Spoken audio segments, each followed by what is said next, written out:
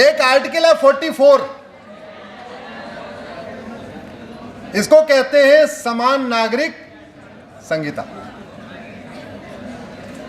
ये article actually पहले article 35 था, ये पहले क्या था, और ये फंडामेंटल राइट का पार्ट था। आर्टिकल 44 यानी कॉमन सिविल कोड, ये पहले इनफैक्ट फंडामेंटल राइट था।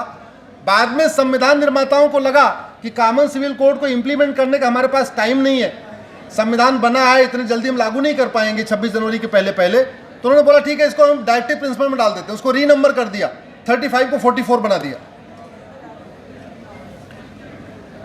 अगर घर में आपके 4 बच्चे हो, मान लो 4 भाई हैं, चारों की किताब अलग अलग हो, चारों अलग अलग स्कूल में पढ़ रहे हो, चारों का सिलेबस अलग अलग हो, चारों का पहनावा अलग अलग हो, चारों की टीचिंग का तरीका अलग अलग हो, तब उनमें ज़्यादा प्यार रहेगा, या चारों एक ही स्कूल में पढ़े, एक जैसा सिलेबस हो, एक जैसा स्कूल ड्रेस हो, तब ज़्यादा अच्छा उनके अंदर प्यार रहेगा? बताइए ज़रा।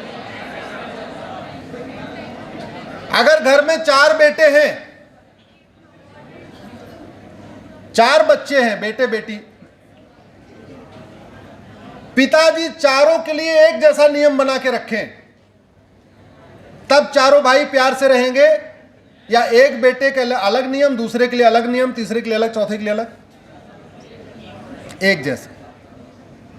घर में 4 बेटियां हैं, चारों बेटियों के लिए एक जैसा सिस्टम हो तो ज्यादा अच्छा है, या चारों बेटियों में भेदभाव हो तो ज्यादा अच्छा है? 4 बहुएं हैं, चारों के लिए समान नियम हो तो अच्छा है, अब देवरानी जेठानी में भेदभाव करे तो अच्छा है? लेकिन हमारे देश में पिछले 75 साल से यही भेदभाव चल रहा है। और एक इंटरेस्टिंग आपको पार्ट बताता हूं।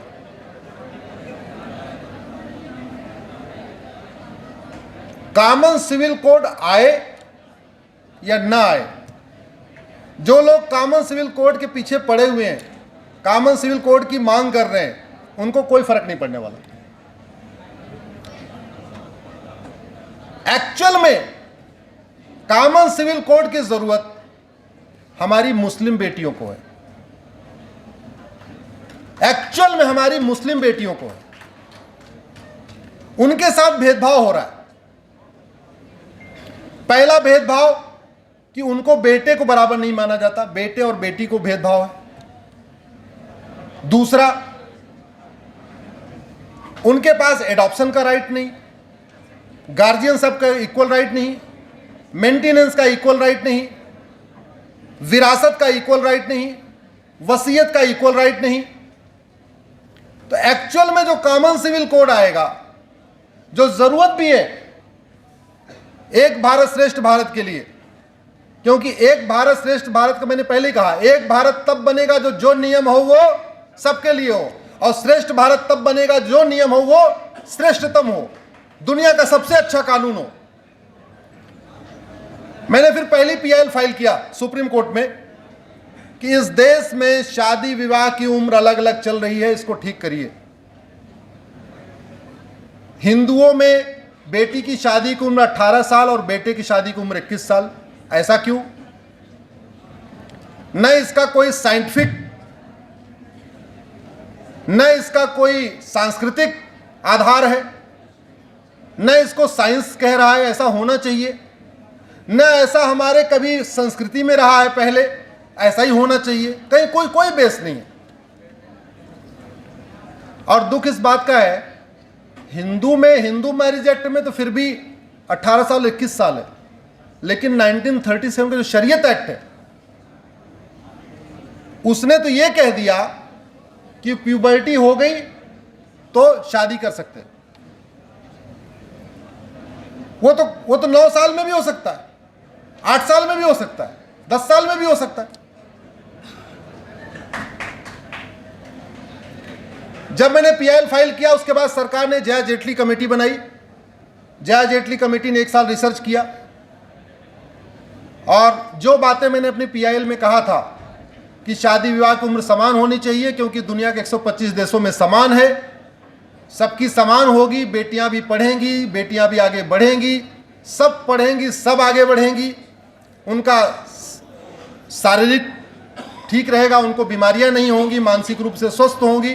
स्वाभाविक सी बात है, बाल विवाह की बहुत सारी समस्याएं हैं। वो एडमिट हो गई।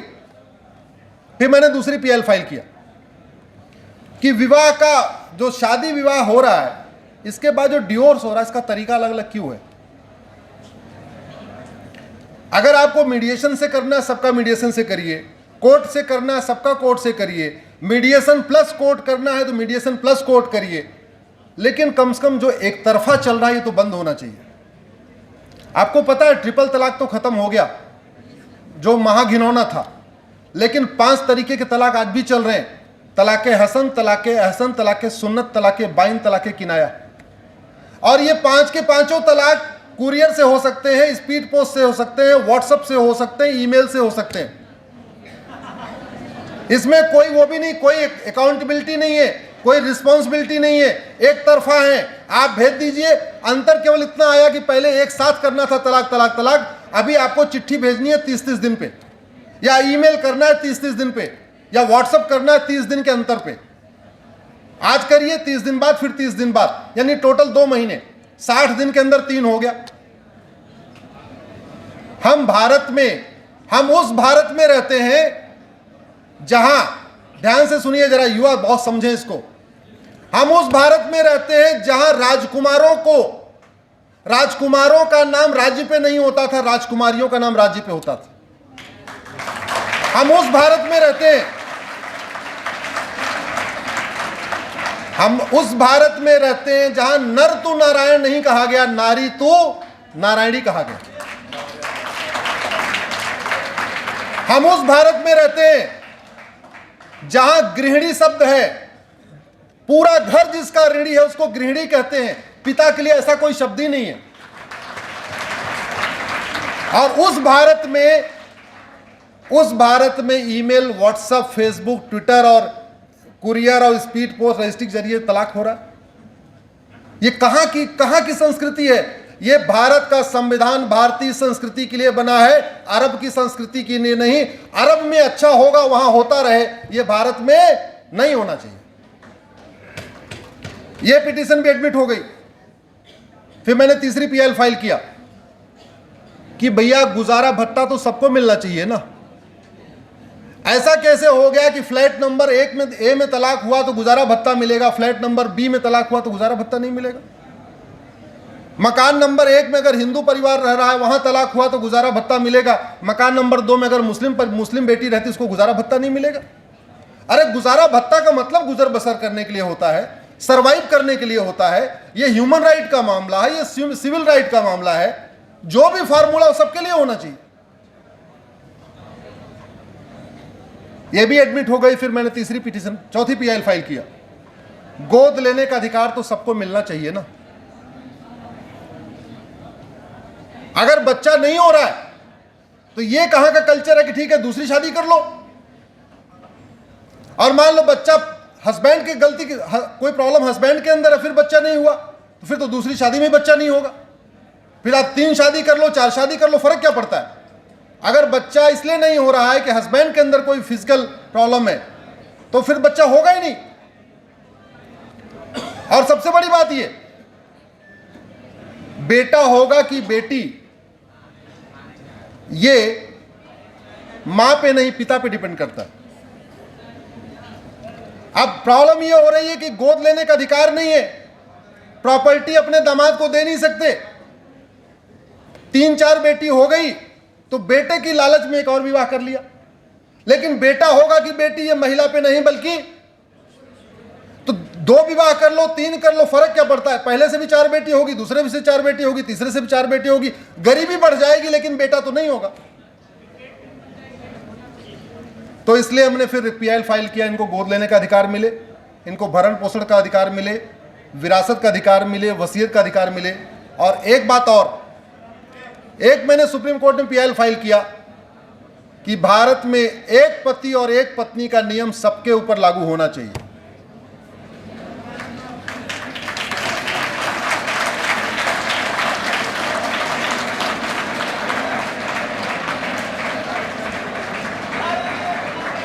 ये केवल संविधान नहीं कहता,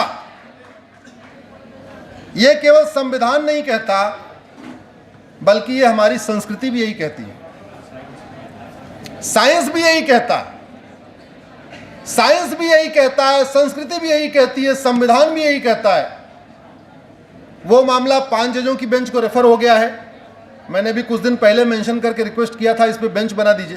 पहले 2 जज सुन रहे थे, फिर 3 जज सुन रहे थे, अब उसको 5 जजों की बेंच को रेफर हो गया है।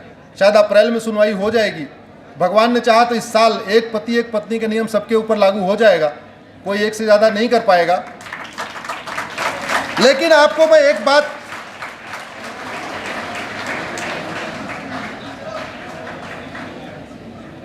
पूरी दुनिया में जो गवर्नेंस की बात होती है तो सबसे जो बेस्ट गवर्नेंस का मॉडल माना गया है वो माना गया राम राज्य का।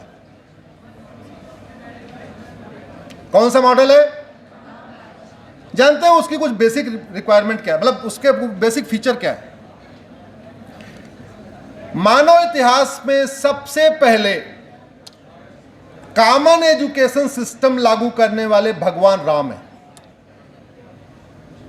भगवान, हालांकि उसके पहले शुरू हो चुका था, इवन राजा दशरथ और उनके जो मंत्री सुमंत एक साथ में पढ़े हुए हैं, भगवान राम निषाद राज भी एक साथ पढ़े हुए हैं, लेकिन बाकायदा उसको इंस्टीट्यूशनल तरीके से कि नहीं, सारे गुरुकुल में सारे बच्चे पढ़ेंगे, वर्ण के आधार पे कोई भेदभाव नहीं होगा, केवल सब सारे ब्राह्मण क्षत्रिय वैश्य मतलब चारों जो वर्ण के बच्चे सब एक साथ पढ़ेंगे। इसको बाकायदा ऑफिशियली इंप्लीमेंट करने वाले भगवान श्री राम। मानव इतिहास में common civil code officially implement करने वाले सबसे पहले भगवान राम हैं। भगवान राम के पहले तक पॉलीगैमी थी। भगवान राम ने बोला नहीं, अब एक पति और एक पत्नी का नियम पूरी कड़ाई से लागू होगा। रामायण का उत्तरकांड पढ़िए, उत्तरकांड में इसका वर्णन है। एक पति एक पत्नी वाल्मीकि जी ने लिखा है, तुलसीदास जी ने भी लिखा हुआ है, और प्रजा को स्पष्ट संदेश देने के लिए भगवान राम ने भी एक विवाह किया, लक्ष्मण जी ने भी एक विवाह किया, भरत जी ने एक विवाह किया और शत्रुघ्न जी ने भी एक विवाह किया।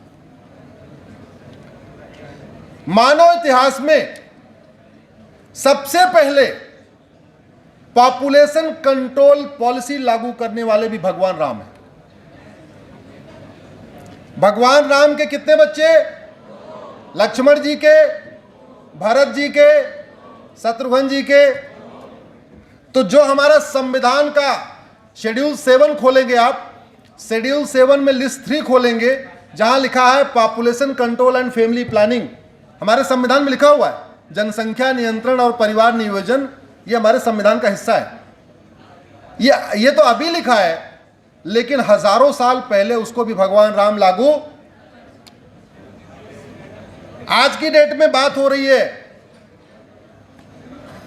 इंक्लूजन की। मानव इतिहास में सबसे पहले मंत्रिमंडल में 1 2 3 4 का रेशियो इंप्लीमेंट करने वाले भगवान राम है। भगवान राम के सभा में 1 ब्राह्मण, 2 क्षत्रिय, 3 वैश्य और 4, ये रेशियो रहा है। तो सोशल जस्टिस लागू करने वाले भगवान राम, कॉमन सिविल कोड लागू करने वाले भगवान राम, समान शिक्षा लागू करने वाले भगवान राम, समान नागरिक संहिता लागू करने वाले भगवान राम, जनसंख्या नियंत्रण लागू करने वाले भगवान राम। इतना काम हम आज कर देते तो भारत विश्वगुरु बन चुका होता।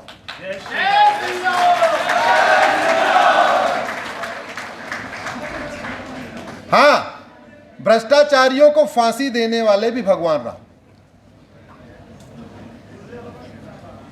बहुत कड़ी सजा थी, बहुत कड़ी सजा थी। हमारे आज की डेट में आप ध्यान रखिए, हमारे आपके जीवन में जो समस्याएं हैं, आप सारे युवा हैं, रूट कॉज एनालिसिस करिए। मैं वकील बाद में बना, एक्चुअली मैं पहले इंजीनियर था और मैं मारुति में था पहले, जहाँ कार बनती है। वहाँ एक बड़ा अच्छा सिस्टम ये था कि जो प्रॉब्लम आए उसकी वाई एनालिसिस करते थे, रूट कॉज एनालिसिस करते थे।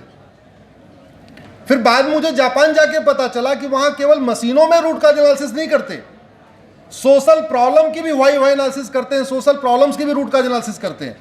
इसलिए जापान में एक बार कोई प्रॉब्लम आती दोबारा रिपीट नहीं होती। ऐसे जापान की गाड़ी जितनी भी है, जितनी जैपनीज गाड़ियां हैं, चाहे वो टोयोटा हो, मारुति हो, होंडा हो, जो भी है, इनमें आपको बार बार प्रॉब्लम रिपीट नहीं करेगी। एक बार प्रॉब्लम आ गई, सारे इंजीनियर एक साथ बैठेंगे, पहले सबसे पहले इसकी रूट काज एनालिसिस करो। अगर बोल्ट फेल हुआ तो क्यों, बोल्ट में क्या ठीक से लगाया नहीं, या बोल्ट का मटेरियल खराब था, बोल्ट लगाने का मेथड खराब था, जो भी है,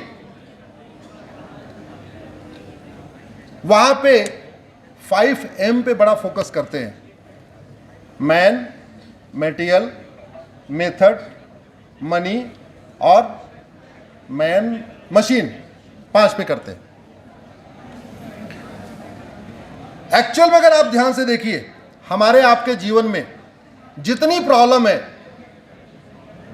80% समस्याओं का समाधान कानून बना के किया जा सकता है। सड़क बार बार टूटती है, क्यों? जोर से बोलिए।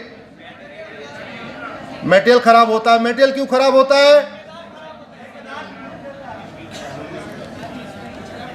देखिए, इस देश में हर साल 5.5 लाख लोगों की रोड एक्सीडेंट से डेथ होती है। जो रोड एक्सीडेंट का सबसे रूट काज है खराब सड़क। खराब सड़क का रूट काज है खराब मटेरियल। खराब मटेरियल का रूट काज क्या है? कमीशन। कमीशन का रूट काज क्या है? खराब कानून, खराब न्यायिक व्यवस्था। 3 महीने पहले आप लोग रिसर्च करना, 3 महीने पहले चीन के कानून मंत्री को फांसी हुई है। 3 महीने पहले चाइना के लॉ मिनिस्टर को फांसी हुई है। 6 महीने पहले चाइना के एक कंपनी के जीएम को फांसी हुई है, क्योंकि उसने कॉन्ट्रैक्टर से कुछ कमीशन ले लिया था। भारत की 80% समस्याओं का 2 ही रूट काज है, करप्शन और पॉपुलेशन एक्सप्लोजन। जनसंख्या और भ्रष्टाचार। जनसंख्या नियंत्रण हो जाए, भ्रष्टाचार नियंत्रण हो जाए, मुझे लगता है इस देश में राम राज्य आएगा। इसी के साथ मैं अपनी बात खत्म करता हूं। फिर से बोलिए, भारत माता की, भारत माता की।